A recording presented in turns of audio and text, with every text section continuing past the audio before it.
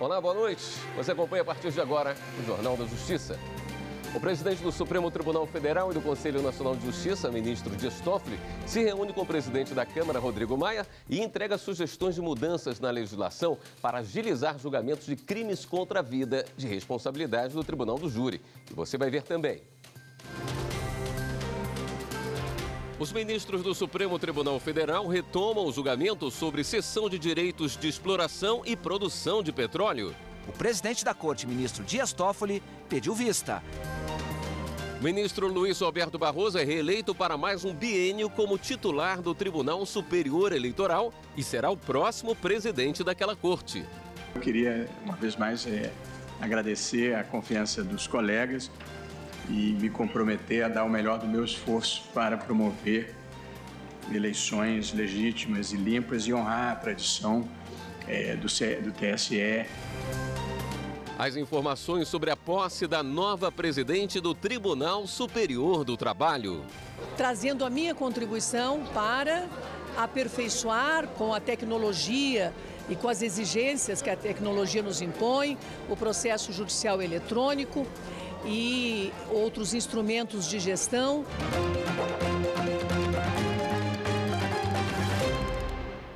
Nesta quarta-feira, o Supremo Tribunal Federal teve sessão plenária durante a manhã e também à tarde. Quem tem os detalhes dos julgamentos de hoje é o repórter Leandro de Souza.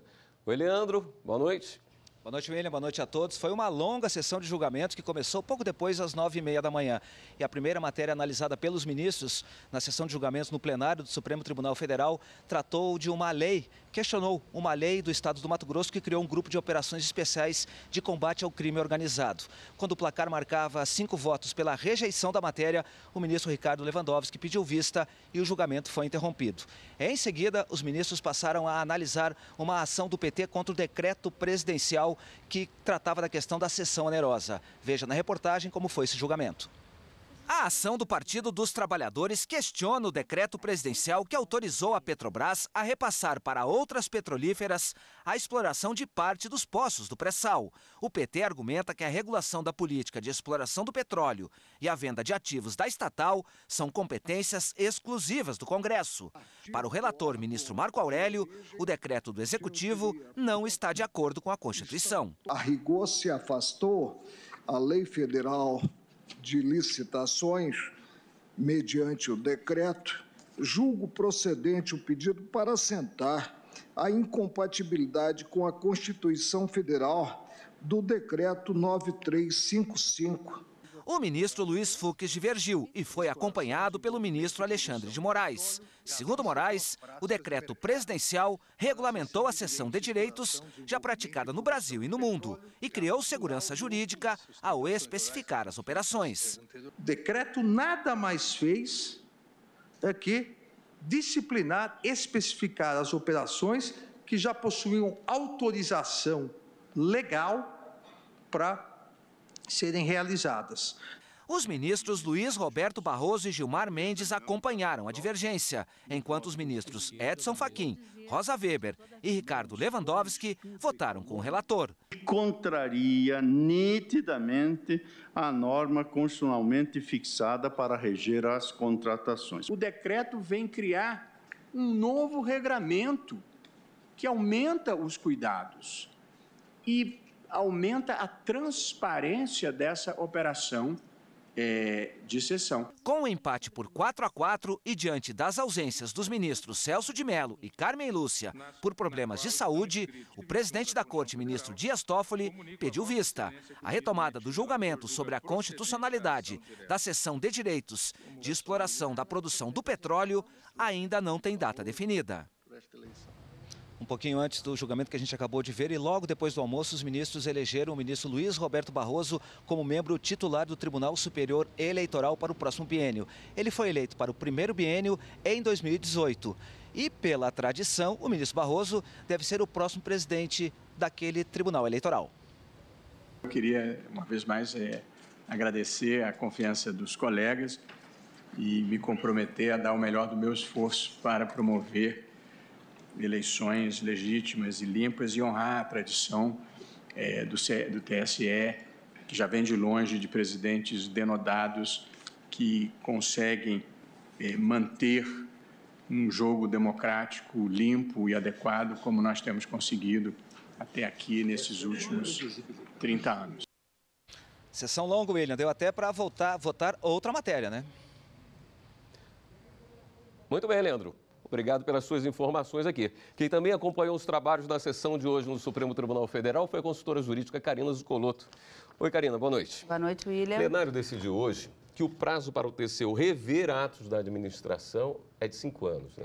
É de 5 anos e a grande discussão, confirmando uma jurisprudência do Supremo, mas a grande pergunta que buscava ser respondida no recurso extraordinário era a partir de que momento esse prazo de 5 anos devia ser contado. E por maioria, os ministros definiram que a partir do ingresso do processo no Tribunal de Contas, e não só no TCU, no Tribunal de Contas na União, mas em todos os tribunais de contas em todo o país, 5 anos a partir do ingresso desse processo é o prazo que esses tribunais têm para analisar o ato e anulá-lo caso seja comprovada alguma irregularidade.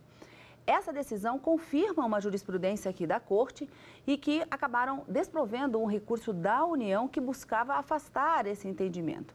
Segundo o recurso extraordinário, um servidor público teria conseguido a sua aposentadoria em 1998 e em 2003 apenas o Tribunal de Contas da União anulou o seu ato de aposentadoria, ou seja, 6 anos após o ingresso desse processo no Tribunal de Contas.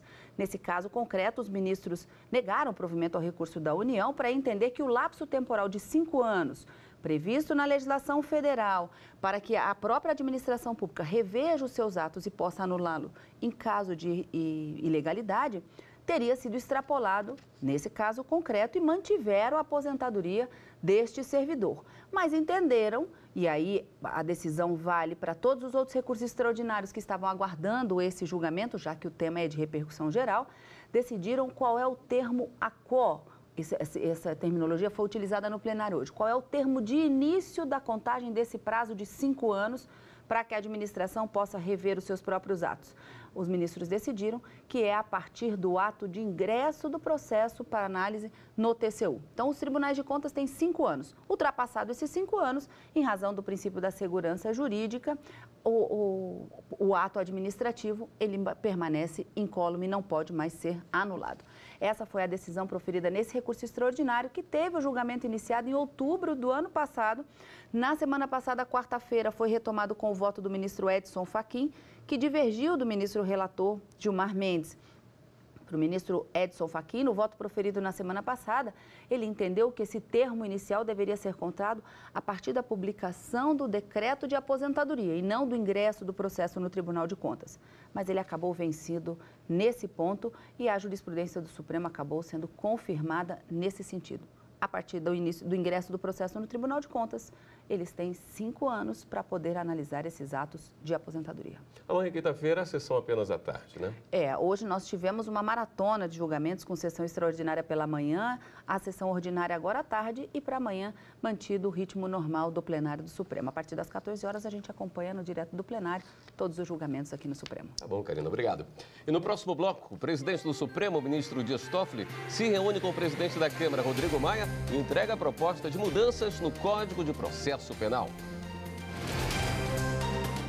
Eu acho que justiça é você dar o que merece, sabe fazer o bem a quem merece.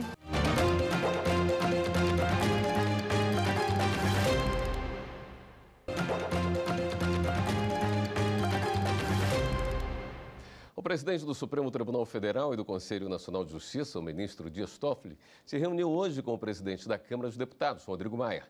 Ele entregou sugestões de mudanças na legislação para agilizar julgamentos de crimes contra a vida de responsabilidade do Tribunal do Júri.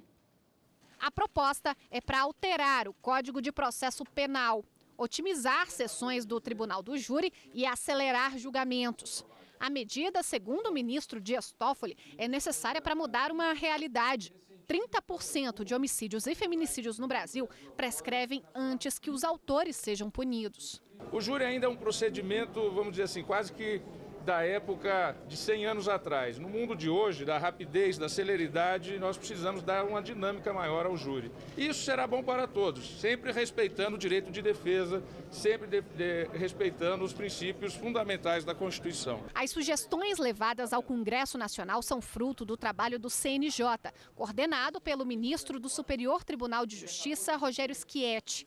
O Conselho ouviu juízes dos tribunais do júri do país que relataram os principais gargalos do judiciário penal. Nós estamos também com a preocupação de julgamentos que são adiados porque falta uma testemunha ou porque o promotor ou o advogado, por algum motivo, deixou o plenário. Então, nós estamos propondo medidas que irão, de alguma forma, eliminar esses gargalos e tornar o procedimento mais simples. De acordo com o levantamento do Conselho Nacional de Justiça, ações relacionadas a crimes contra a vida demoram, em média, 3 anos e 10 meses para serem concluídas. A ideia é que a Justiça possa acelerar julgamentos sem deixar de garantir direitos fundamentais de vítimas e réus.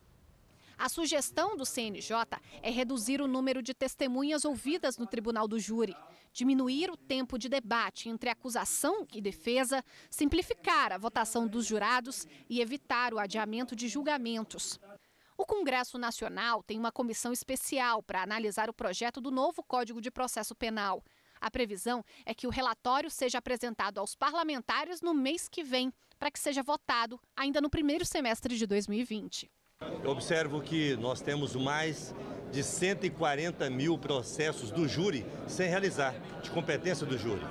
E as sugestões apresentadas aqui vão dar agilidade, inclusive, a esses processos pendentes. O Superior Tribunal Militar rejeitou o trancamento de uma ação penal contra o sargento enquadrado na Lei Maria da Penha. O Ministério Público Militar denunciou um segundo sargento da Força Aérea Brasileira por ter agredido fisicamente sua companheira, que é uma terceiro sargento da mesma força. Consta na denúncia que o militar agrediu fisicamente sua companheira dentro de um veículo no estacionamento de uma base da Força Aérea em Florianópolis.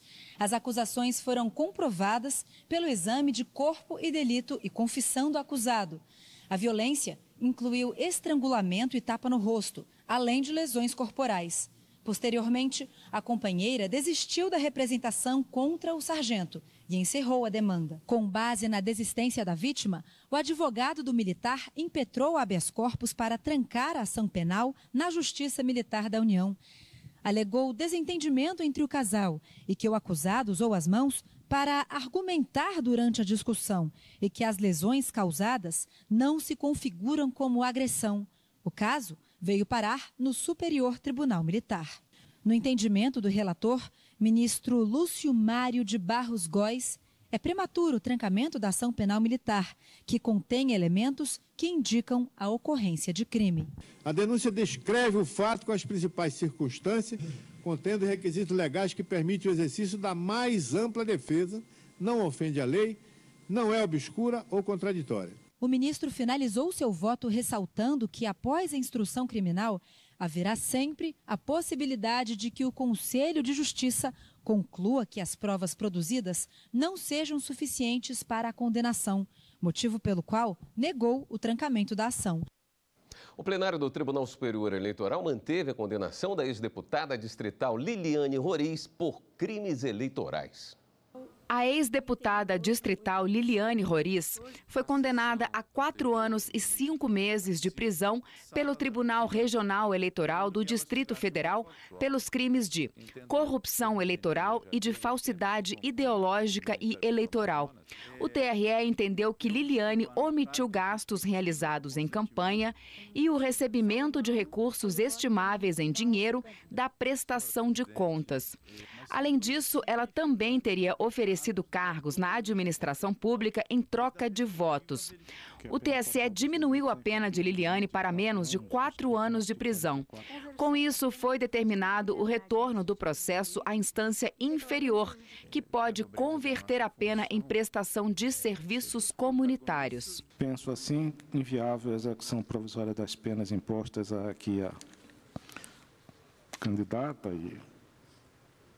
e recorrente, tendo em vista a não ocorrência do trânsito em julgado da condenação objeto dos presentes recursos. O plenário continuou o julgamento de um recurso de Maurício Caetano Damascena e Olderlin Silva de Araújo, eleitos em 2016, prefeito e vice da cidade de João Câmara, no Rio Grande do Norte. Maurício e Olderlin foram cassados pelo Tribunal Regional Eleitoral do Estado.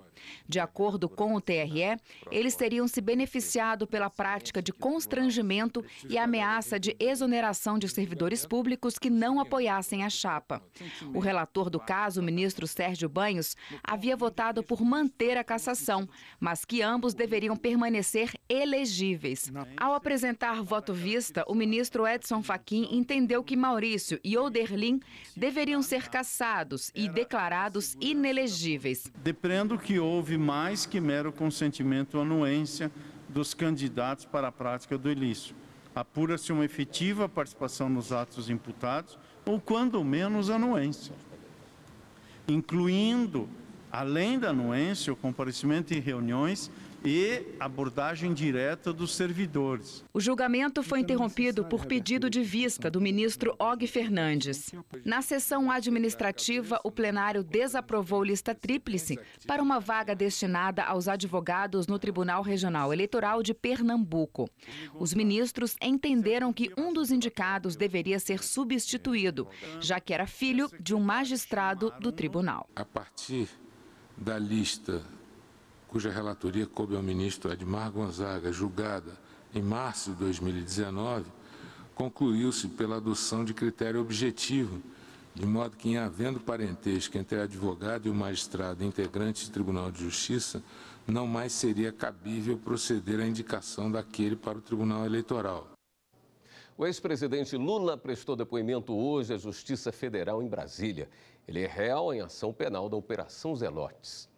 Lula é acusado pelo crime de corrupção passiva por suposto favorecimento de empresas automobilísticas com a medida provisória 471, editada em 2009, para prorrogar incentivos fiscais a concessionárias de veículos instaladas nas regiões Norte, Nordeste e Centro-Oeste.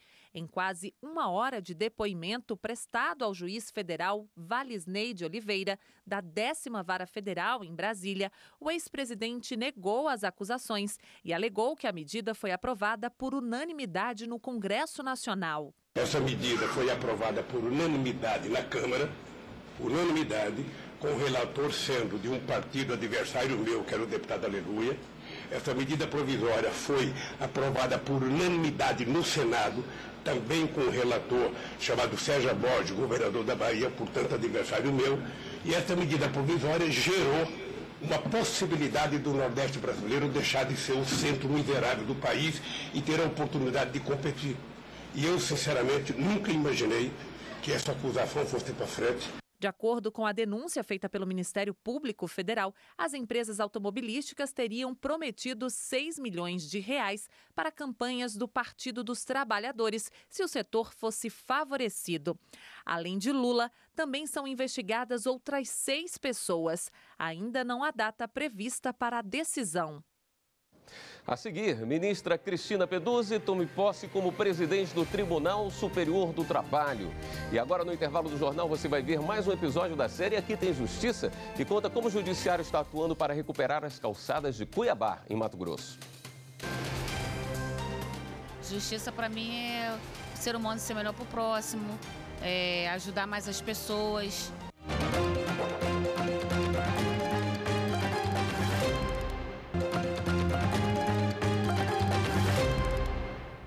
Foi realizada há pouco a sessão solene de posse da nova direção do Tribunal Superior do Trabalho para o biênio 2020-2022. Repórter Luana Carvalho acompanhou e tem mais informações. Oi, Luana. Boa noite para você. Boa noite, William. Boa noite a todos. A cerimônia ocorreu aqui no plenário do TST. Foram empossados a nova presidente da Corte, ministra Cristina Peduzzi, e os ministros Vieira de Melo Filho, como vice-presidente do TST, e Aloísio Corrêa da Veiga, como corregedor-geral da Justiça do Trabalho. Essa é a primeira vez que uma mulher assume a presidência do tribunal. Estiveram presentes o presidente da República, Jair Messias Bolsonaro, o presidente do Supremo Tribunal Federal, ministro Dias Toffoli, e o procurador-geral do Trabalho, Trabalho, Alberto Balazeiro. O ministro Brito Pereira, presidente do Tribunal Superior do Trabalho nos últimos 2 anos, conduziu a primeira parte da cerimônia. Após a assinatura do termo de posse, o ministro passou o grão colar do Mérito Judiciário do Trabalho, símbolo da presidência do TST, à ministra Cristina Peduzzi. A nova presidente da Corte afirmou que busca o fortalecimento da Justiça do Trabalho no país. Vamos ouvir. Nessa concepção de valorizar a Justiça do Trabalho, buscar dar continuidade à performance que ela já apresenta como o ramo do judiciário mais célere, que mais concilia, e trazendo a minha contribuição para aperfeiçoar com a tecnologia e com as exigências que a tecnologia nos impõe, o processo judicial eletrônico e outros instrumentos de gestão, sempre objetivando a prestação jurisdicional efetiva e célere. E no início da sessão plenária do STF, na tarde de hoje, os ministros da Corte reforçaram a importância da justiça trabalhista. Eles também destacaram a posse da ministra Cristina Peduzzi como a primeira mulher a presidir o Tribunal Superior do Trabalho. É importante reafirmar a importância, a necessidade em nosso país de uma justiça do trabalho. É importante reafirmar o papel de excelência que essa justiça especializada faz. É a primeira mulher que assume em 70 anos de história do TST a presidência daquela casa. Então também tem esse fator também da participação, da atuação feminina. Quem quiser participar das audiências públicas sobre juízo de garantias nos dias 16 e 30 de março, convocadas pelo ministro do STF, Luiz Fux, deve se inscrever até amanhã. O Supremo quer ouvir as opiniões de integrantes do poder público e da sociedade civil sobre o tema. A inscrição deve ser feita pelo e-mail juizdegarantias@stf.jus.br. As audiências serão realizadas na sede do Supremo, em Brasília. É hora de dar um giro na rede para saber as últimas notícias.